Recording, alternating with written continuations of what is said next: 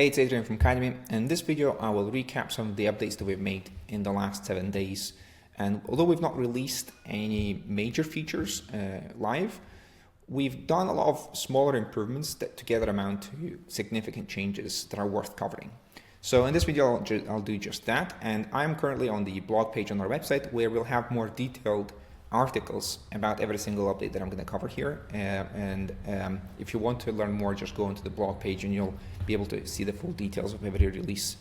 Now, the first set of changes that I want to cover are to do with improvements around user management in Cademy. And actually, the first thing worth mentioning is not necessarily a new feature, but changes to our pricing plans. So if I go to the pricing page, you'll notice that we've changed how we count admins. First of all, we have separated facilitators out from the admin user limit. Previously, you had, let's say, 10 users under a specific package, and all of them could be used either as admins or facilitators. We've changed that to give you more flexibility and more limits or higher limits for facilitators.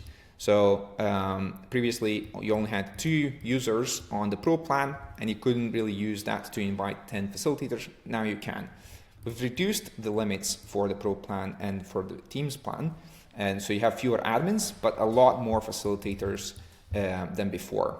And if you were previously benefiting from the higher limits on admins, don't worry, you've been grandfathered and you'll still have whatever limit was before. So if you had 10 admins before or 2 admins here on the Pro plan, you'll still have that limit going forward. It's only going to be applicable for new signups, but you get the added bonus of having a lot more extra facilitators on your plan out of the box. So good news all around for yourselves if you're existing customers. Now, the other thing that we should cover here is improvements to the user management in the admin dashboard overall. So you'll notice that there is a new page on the left for users and facilitators. Previously, all your users and facilitators were hidden away in settings, and we wanted to bring them up a bit higher so it's easier for you to see and manage them. We have a lot of plans to improve a lot more in this area, so watch this space. But for now, if I click on a particular facilitator, I'll see their full details. There's a few system fields here, but you could see that you can create custom fields in settings as well. And you can customize them however you wish to add in attachments or areas that they cover and so on, like you see in this example. There's a few system ones like bio here and like the social links. We have reserved those because we'll want to use them in public profiles when we build those. But for now, you can still use them and plug them in. They're not going to be available anywhere just yet until we release the public profile functionality as well. On the right side, I'll see all the dates that this facilitator is running and the tasks and notes they created or been assigned to them. Okay, so this is the new facilitator page. Worth noting also that you can upload a profile pic, and that's going to show across the admin dashboard. So if I look here in the course list, I see the profiles showing here, or in the date views, you'll see them on the left. Just a nice little quality of life improvement. Now, let me go in and maybe create a brand new date and cover some of the other improvements that we made here as well. So if I create a brand new session, I'm going to schedule it for the 13th. And like this, I'll mark it as private, and now you'll see that there is a new field for a key contact.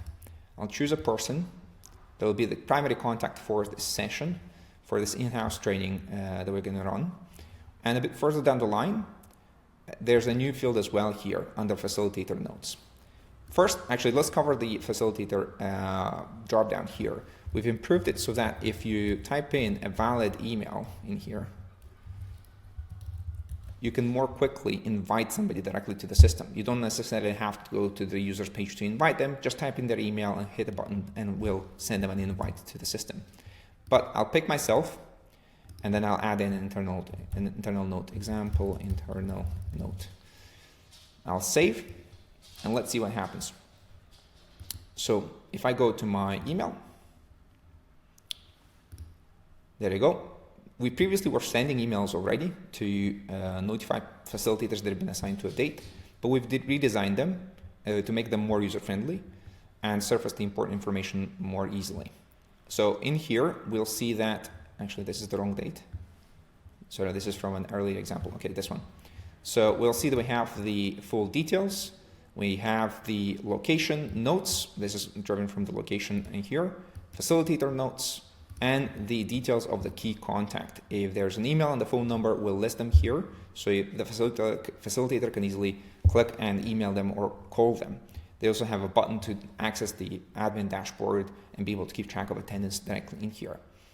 One notable change here is also the fact that these events are now going to be sent as calendar invites. That means that the facilitator can easily hit a button and add it directly to their calendar. And some of the systems actually, they don't even need to hit the button. They show as events in the calendar automatically, just like so. Okay. So the calendar events will have the same details as the email. So the facilitator can easily access the location and the key contact details directly out of their calendar. So that's one more improvement that I think you're going to love. And another little change we've made is we are sending an extra reminder emails. We were previously sending them at the point when any details were changing about the date, and that's still the case, but redesigned. And there's a new email that's sent to the facilitator 24 hours before the session happens, just to remind them to be in the right place at the right time. Okay. Next, a few more updates that are not related to users and user management. First, there's a new top-level registrations page. So if I click on the registrations, I'll see all the essentially participants on all the courses across the whole system.